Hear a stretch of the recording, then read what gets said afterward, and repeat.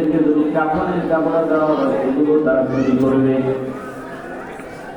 এই যে রাষ্ট্রীয় দায়িত্বে যারা ভূমিকা, রাষ্ট্রের অপব্যবহার, রাষ্ট্রকে বিলীন করে দিচ্ছে নিজের ক্ষমতার লোভে, আমার নবী এটা করি ভূমিকম্পে আলাম আওয়াজ দিয়ে বলেন নাউযুবিল্লাহ। ভূমিকম্প থেকে কেমনে বাঁচবো?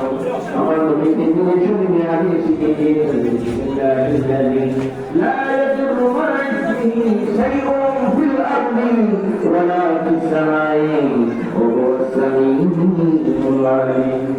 ও দুনিয়ার মানুষ, মুসলমান, তুমি যদি সকালে তিনবার এই দোয়া করো, ফজরের সময়, তুমি যদি মাগরিবের সময় এই দোয়া করো তিনবার, বিসমিল্লাহিল্লাযী লা ইয়াদুররু মা ইসমিহি শাইউন ফিল আরদি ওয়ালা ফিস সামাই ওয়া হুয়াস সামিউল আলিম, আল্লাহ তাআলা আসমানি বালা জমিনি বালা থেকে তোমার হেফাজত করবে। আওয়াজ দিয়ে বলেন সুবহানাল্লাহ।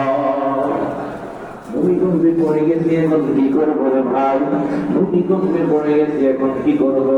ভূমিকম্পে পড়ে গেলে আপনাকে আমাকে যে কাজটা করতে হবে ওই কাজটা হইল আযাব।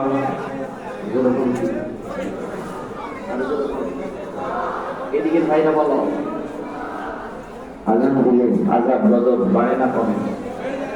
আরো বাড়ে না কমে? ভূমিকম্পের মধ্যে আপনি আমি পড়ে গেছি, এখন কি করবো?